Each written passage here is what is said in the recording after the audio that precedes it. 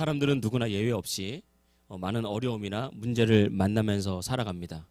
이런 문제를 잘 해결해 나가는 경우도 있고 또 때때로는 잘 해결해 나가다가도 우리 힘이 붙이거나 내 능력으로 안 될 때 또 낙심하고 주저앉을 때도 참 많이 있습니다. 그래서 성경은 우리가 이런 많은 문제를 만날 때 특별히 내 힘으로 할 수 없을 때 하나님께서 이것을 해결할 수 있는 방법과 길을 열어주셨는데 그것이 바로 기도입니다. 하나님은 우리가 기도할 때 응답하시고 우리가 기도할 때 역사하신다고 약속했습니다. 우리가 잘 아는 말씀으로 예레미야 33장 3절에 보니까 너는 내게 부르짖으라 내가 내게 응답하겠고, 우리가 하나님께 부르짖어 기도할 때 하나님께서 응답하신다고 말씀하셨습니다. 또 유명한 말씀이죠. 마태복음 7장 7절에 보니까 구하라 그리하면 너에게 주실 것이요 찾으라 그리하면 찾아낼 것이요 문을 두드리라 그리하면 열릴 것이다 라고 성경이 말하고 있습니다.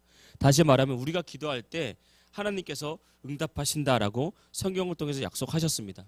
그런 의미에서 기도라는 것은 하나님 자녀들에게 주신 특권이자 축복인 것입니다. 마치 기도는 우리 삶에서 현실적으로 비유하자면 카드와 같아서, 현금 카드와 같아서 무엇인가 필요할 때 은행에서 돈을 찾는 것처럼 하나님의 능력을 기도함으로 끌어다 쓰는 그런 특권이자 그런 축복을 하나님께서 우리 믿는 사람들에게 주었다는 것입니다. 그래서 기도할 때 문제를 이길 힘을 주님께서 주시든지, 아니면 우리가 기도할 때 그 문제가 사라지게 하시든지, 아니면 우리가 기도할 때 우리가 하나님의 사람으로 변하게 하시는 이런 은혜가 기도 속에 있는 것입니다. 그래서 우리가 정말 하나님의 살아계심을 믿고 하나님께서 우리의 기도에 응답하신다는 것을 믿고 기도하면 반드시 그 기도는 응답이 되고 그 기도 안에 하나님의 역사가 있고 우리의 기도에는 반드시 상이 있다. 우리가 하나님의 살아계심을 믿고 기도할 때 하나님 우리에게 상 주신다라고 성경이 말하고 있습니다.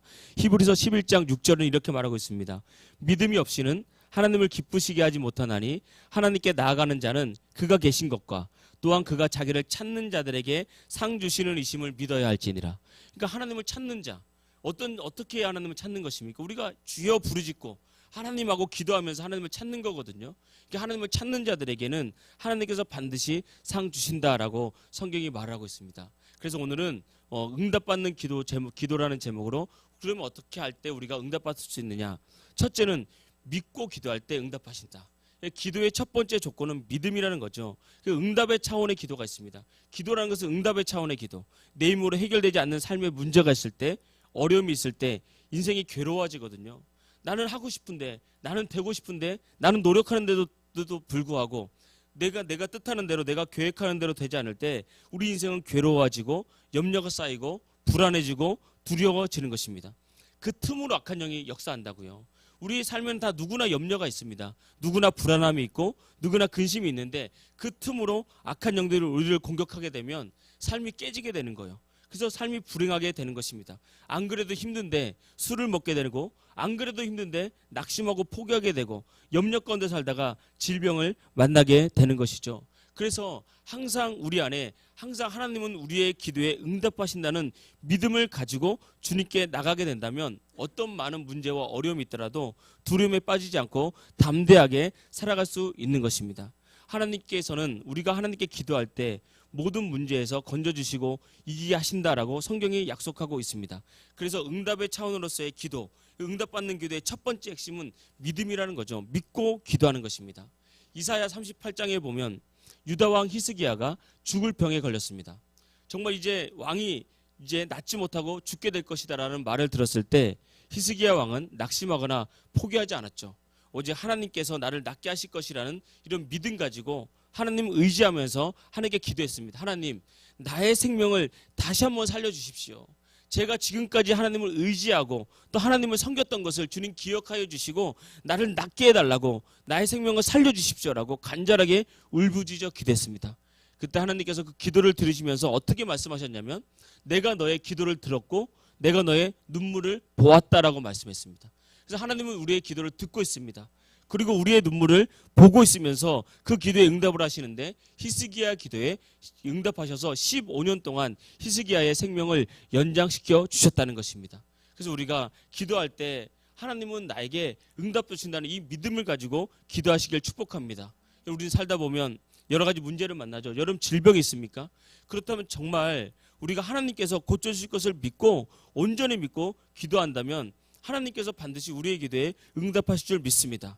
하나님께서 우리의 삶에 염려가 있을 때 하나님 이 염려를 주님께 맡깁니다. 이 염려를 해결해 주십시오라고 기도한다면 염려를 이길 능력을 주시든지 그 염려가 사라지게 하시든지 반드시 주님께서 우리에게 응답해 주실 줄 믿습니다. 그래서 언제나 우리 말씀처럼 믿음으로 찾고 믿음으로 구하고 또 믿음으로 하나님께 간절히 문을 두드리면서 응답받는 하나님 백성 되기를 주의 이름으로 축복합니다. 두 번째 우리가 하나님께 응답받는 것은 오늘 말씀과 같은 건데 하나님의 뜻대로 기도할 때 하나님께서는 우리에게 응답을 주신다라고 말하고 있습니다. 오늘 본문 14절 말씀 보겠습니다. 그를 향하여 우리가 가진 바 담대함이 이것이니 그의 뜻대로 무엇을 구하면 들으심이라. 그러니까 하나님께서 우리의 믿음의 기도에 응답을 언제나 주시거든요. 하나님께서는 믿는 자들에게 좋은 것을 주시기를 원하는 분입니다. 그런데 많은 사람들이 우리가 기도할 때 응답받지 못하는 많은 이유 중에 하나가 무엇이냐면 하나님의 뜻대로 기도하지 않았기 때문에 오늘 말씀 보니까 우리가 그의 뜻대로 무엇이든지 구하면 들으심이라. 그의 뜻대로 구해야 되는데 우리가 하나님의 뜻대로 구하지 않았기 때문에 우리가 응답받지 못할 때가 참 많이 있습니다. 오늘 화면을 보면 야고보서 4장 2절 3절 하나님 말씀을 보겠습니다. 너희가 얻지 못하면 구하지 아니하기 때문이요. 첫 번째 우리가 응답이 없는 이유는 구하지 아니하기 때문에 기도하지 않기 때문에 응답이 없다고 말했고요. 두 번째 구하여도 받지 못하면 정욕에 쓰려고 잘못 구하기 때문이라. 우리의 욕심에 따라서 나의 만족만을 위해서 그렇게 정욕을 해서 구하기 때문에 하나님께서 우리에게 기도의 응답이 없다라고 그렇게 말씀하고 있습니다. 반대로 우리 성경 본문에 보면 우리가 담대함이 있죠. 우리에게 있는 담대함은 우리가 무엇이든지 그의 뜻대로 구하면 하나님께서 응답하신다. 이것이 우리 믿는 자들이 가지고 있는 담대함이라는 것입니다. 그래서 우리의 기도를 점검해 볼 때 나의 기도가 하나님의 뜻에 맞는지 점검해서 말씀과 맞는 기도, 하나님의 뜻과 맞는 기도를 한다면 여러분 언제나 담대하게 응답이 있을 줄 믿고 담대하게 나가시기를 주의 이름으로 축복합니다. 성경에 보면 예수님조차도 이렇게 기도했죠. 예수님이 십자가에 지기 직전에 겟세마네 동산에서 기도하셨습니다. 처음에는 어떻게 기도했습니까? 하나님 할 수만 있다면 이 잔을 내게서 옮겨주십시오. 하나님은 예수님 자신의 뜻을 구했다고요. 너무 힘들고 너무 고통스러우니까 하나님께 이 잔을 옮겨달라고 기도했습니다. 그때 그 예수님은 그러나 그 기도에서 머무르지 않고 더 나아가서 그러나 하나님 아버지 나의 원대로 하지 마옵시고 아버지의 뜻대로 되기를 원합니다 라고 말하면서 아버지의 뜻을 받아들였죠. 이것이 아버지의 뜻을 이루는 기도라는 것입니다. 그리고 난 다음에 예수님께서 십자가에서 못 박혀 죽으시고 난 다음에 죽음으로 끝난 것이 아니라 오히려 예수님은 십자가에서 죽으셔서 영으로 지옥에 내려가셔서 원수 마귀의 권세를 파하시고 3일 만에 부활하셔서 모든 믿는 자의 구원자가 되시면서 참된 승리를 했다는 것입니다. 그래서 우리가 하나님의 뜻대로 기도할 때 비로소 우리는 진정한 승리를 경험할 수 있음을 믿습니다.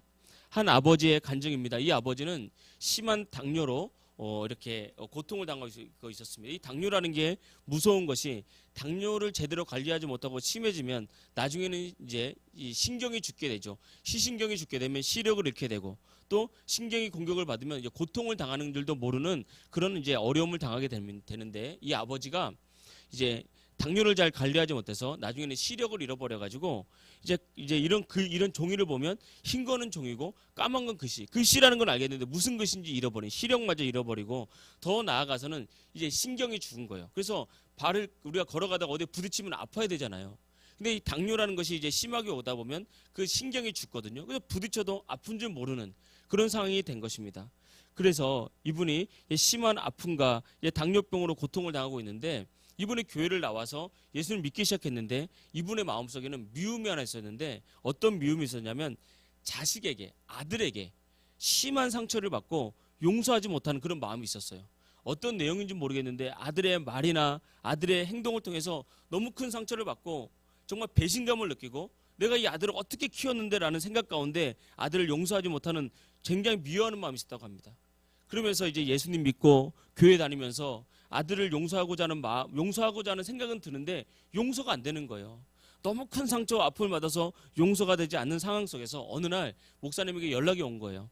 이제 지금 열이 너무 심하게 나고 고통이 너무 심하게 와서 이분이 이제 이 생명이 언제 이제 끝날지 모르겠다. 좀 기도 좀 부탁한다라고 해서 이 목사님이 그분을 찾아갔습니다. 그래서 이분에게 간절히 기도해주고 또 이분에게 하나님의 축복을 말해주고 천국의 소망을 알려주고 이제 예배를 마치고 기도를 마쳤는데 이분이 그 목사님에게 고백을 하는 거예요. 목사님, 이제 나의 생명이 얼마 되지 않은 것 같은데 이제 내가 아들을 그만 용서해야 될 것 같습니다 라고 하면서 이분이 병상에 누워서 뜨거운 눈물을 흘리면서 내가 아들을 용서하겠습니다. 어찌 보면 그 아들이 저렇게 된 것도 나의 잘못인지 모르겠습니다. 그러면서 아들을 용서해주고 또 아들을 이제 사랑하는 마음을 이제 품고 이제 모든 미움을 다 용서하고 난 다음에 목사님 돌아가시고 한 3일 후쯤 돼서 다시 연락이 왔어요. 근데 이분이 연락이 와서 목사님, 너무 감사한 게 다리에 통증이 느껴집니다. 신경이 회복되기 시작한 거예요. 그럼 다리에 통증이 느껴지는 것이 우리 일반인 같으면 좋은 게 아니잖아요. 근데 이분은 당뇨병 때문에 다리에 통증이 느껴지는 것이 치유의 어떤 신호거든요. 근데 다리에 통증이 느껴지는 거예요. 그러니까 이분이 병상에서 마지막 기도를 하면서 하나님의 뜻을 받아들인 거죠. 이제 그만 아들을 용서해라는 그런 마음이 끊임없이 왔었는데 받은 상처가 너무 많다 보니까, 사람이 받은 상처가 너무 많으면 용서하고 싶은 마음은 있어도 용서가 안 되는 걸 어떡합니까? 근데 하나님의 은혜가 이분에게 임하고 정말 하나님의 뜻을 온전히 받아들여서 이 아들을 용서하는 마음을 가지고 미움을 내려놓고 용서했을 때 비로소 진정한 치유가 나타났다는 것입니다. 근데 제가 이 간증을 읽으면서 과거에 읽었던 책이 또 하나 생각이 나는 거예요. 이용규 선교사님이라는 분이 쓰신 내려놓음이라는 책이 있거든요. 이분이 몽골 선교사님으로 가서 선교할 당시에 이제 이런 선교지에는 이제 여름이 되거나 겨울이 되면 단기 선교라 그래서 뭐 보름이나 이렇게 뭐 2주나 보름쯤 이렇게 교회에서 잠시 선교지를 방문하는 그런 시간이 있는데, 이제 이분이 선교사님으로 있을 때 한 교회에서 단기 선교를 온 거예요.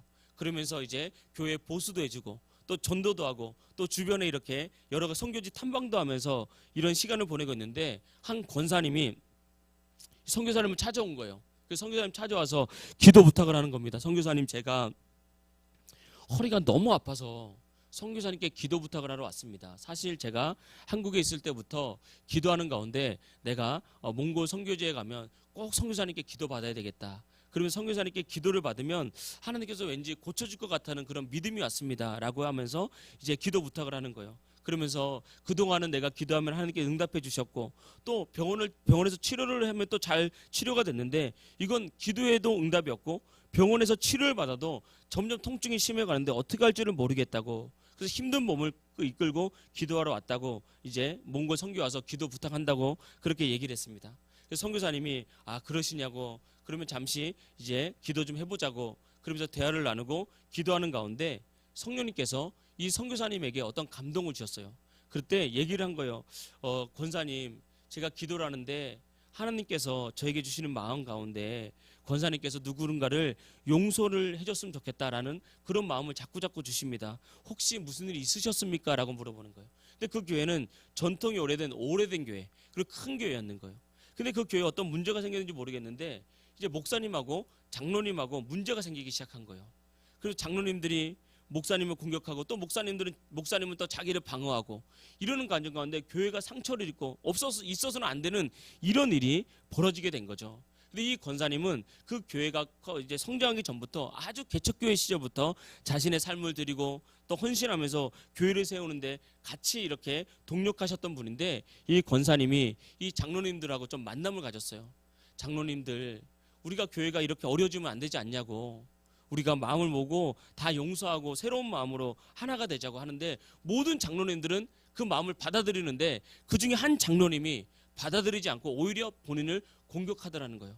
그런데 그 장로님이 어떤 장로님이었냐면, 본인이 이렇게 이제 집사 권사 시절에 초창기 때 교회학교 학생으로 가르쳤던 이런 학생인 거예요. 이제 성장해서 장로님이 된 거죠.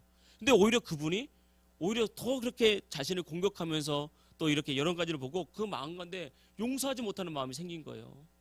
기도를 하는데도 용서가 안 되는 거예요.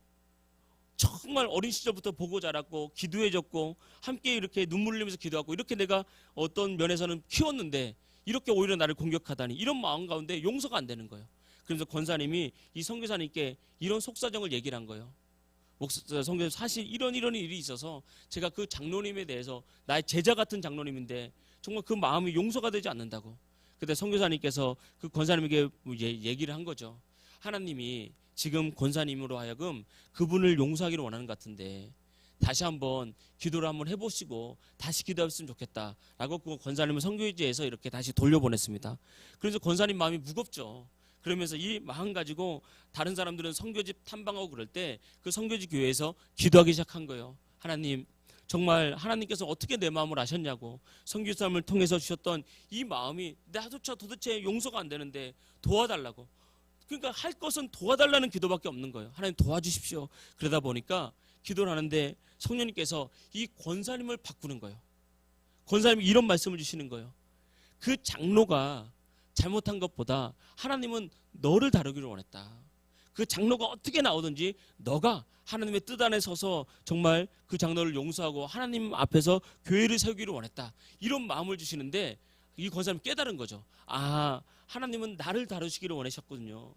나의 의와 나의 열심을 다루시기를 원하셨던 이 감동을 갖고 하나님께 오히려 자신의 죄, 내가 그 사람보다 의로웠다, 내가 그 사람보다 열심히 있었다, 내가 어쩌면 그 사람을 장로로 키웠다라고 생각하는 자신의 공로를 내려놓고 자신을 회개하는데, 하나님께서 자신이 먼저 눈물로 회개하는데 그 사람을 저절로 용서하게 되는 그런 은혜 주시더라는 거예요. 그러면서 선교사님께 가서 기도를 받는데 그 한밤에 기도를 받을 때 그 미움을 딱 붙잡고 있는 악한 더러운 귀신이 탁 드러난 거예요. 더러운 귀신이 드러나면서 선교사님이 기도하면서 예수님의 이름으로 이 허리를 붙잡고 있는 질병을 가지고 온 더러운 귀신을 쫓아내버리고 기도를 하고 기도를 마쳤는데, 그리고 나서 한국으로 들어갔는데 이제 권사님이 전화가 온 거예요. 선교사님, 정말 씻은 듯이 허리가 다 나았습니다. 그때 기도받을 때도 몰랐고 한국에 들어올 때까지도 몰랐는데 한국에 들어와서 예배를 드리고 그 장로님 얼굴을 보는데, 젊은 장로님, 제자 같은 장로님, 그 사람 보는데 내 마음이 그냥 나도 모르는 사이에 과거에 미워하는 마음 사라지면서 안타까운 마음, 그냥 과거에 학생 때 가르쳤던 그 마음이 들어오는데 저절로 용서가 되면서 허리가 그 예배 드리는 시간에 허리가 깨끗이 낫고 치유되었다는 그런 간증을 한 것입니다. 우리의 기도는 바로 이런 것입니다. 내가 과연 하나님의 뜻에 맞고 있는지, 이런 기도가 우리가 하나님 앞에 응답받는 기도의 중요한 조건이라는 것입니다. 우리는 이 땅에서 기도할 때 많은 부분 우리 자신만을 위해서 기도할 때가 참 많습니다. 때로는 우리도 힘들죠. 우리도 우리 자신을 위한 기도가 필요하고요, 또 우리 자녀들을 위한 기도가 필요하고 나의 직장과 나의 사업을 위한 기도도 꼭 필요하다고 생각을 합니다. 주님께서도 우리가 그것을 해서 기도하라고 말씀하셨습니다. 그러나 우리가 이 기도에만 머물러 있는 것은 어찌 보면 이기적인 기도와 나만을 위한 기도, 하나님의 뜻 가운데 나가지 못하는 기도일 수 있다는 것입니다. 하나님은 우리가 연약한 형제들, 부족한 사람들, 나보다 더 힘들고 나보다 더 믿음으로 넘어진 그 형제들을 기억하고 그들을 위해서 기도하기를 원하는 것입니다. 열왕기 상에 보면 선지자 엘리야가 갈멜산에서 우상을 섬기는 거짓 선지자 850명과 겨루어 싸웠던 사건이 있습니다. 그때 열왕기상 18장 37절에 보면 여호수아가 이 엘리야 선지자가 이렇게 기도했습니다. 화면을 보고 한번 보겠습니다. 여호와여, 내게 응답하소서, 내게 응답하소서. 이 백성에게 여호와는 하나님이신 것과 주는 그들의 마음으로 되돌이키심을 알게 하옵소서. 이렇게 기도했다고요. 이 말이 무슨 말이냐면 엘리야는 자신을 나타내려고 했던 기도가 아니라 이스라엘 백성들이 다시 하나님을 알게 하는 기도를 한 거예요. 하나님, 이 사건을 통해서 이스라엘 백성들이 다시 하나님께 돌아왔으면 좋겠습니다. 이스라엘 백성들이 다시 하나님을 알았으면 좋겠습니다. 그러니까 이스라엘 백성들을 향한, 믿음을 떠난 하나님 백성들을 향한 기도를 하면서 갈멜산 대교를 했다고요. 그때 하나님께서 하늘을 여시고 이 엘리야의 기도에 응답하셔서 하늘에서 불이 내려와서 엘리야의 제단을 태우게 하신 것 아니겠습니까?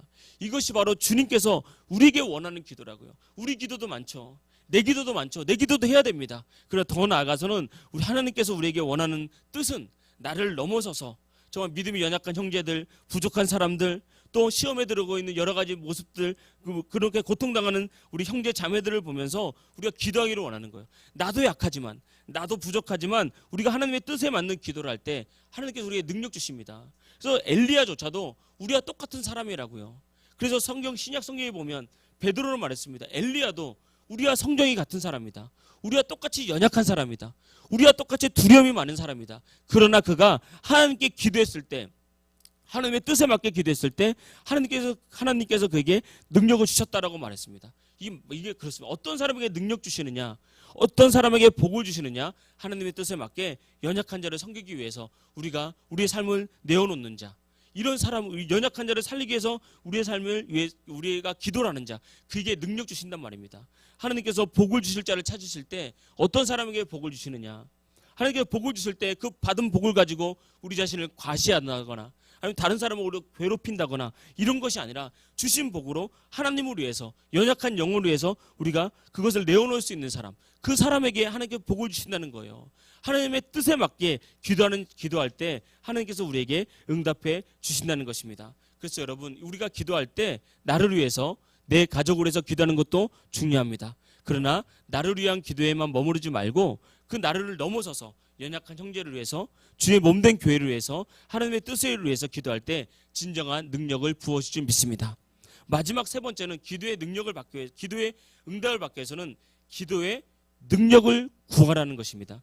응답받는 기도의 마지막은 기도하라는 거죠. 우리가 이거 응답받지 못하는 것은 구하지 아니했기 때문이라고 성경이 말하고 있잖아요. 그래서 응답받는 기도의 마지막은 기도를 할 필요가 있다는 것입니다. 하나님은 우리가 기도하지 않아도 우리의 필요와 우리의 쓸 것을 다 아십니다. 그래서 때로는 기도하지 않았음에도 불구하고 하나님 우리에게 은혜를 주시고 또 우리를 보호하시고 우리를 도와주실 때가 참 많습니다. 그러나 많은 부분, 대부분 하나님은 우리가 하나님을 찾고 기도할 때까지 침묵하고 있습니다. 왜 하나님은 알면서도 침묵하십니까? 왜 하나님의 백성이 고통당하고 아파하는 것을 알면서도 먼저 해결해 주지 않습니까? 그것은 우리가 진정한 내 삶의 주인이, 내 삶의 진정한 주인이 누구인지 하나님께서 알기를 원한다는 거예요. 우리가 내 삶의 진정한 주인은 하나님이라는 것을 알고 우리가 하나님을 찾을 때까지 하나님께서 기다린다는 거예요. 그래서 우리 하나님, 내 삶의 주인은 주님이십니다. 주님이 없이는 안 됩니다라고 기도할 때 하나님께서는 정말 우리의 고백을 듣고 일하기 시작한다는 것입니다.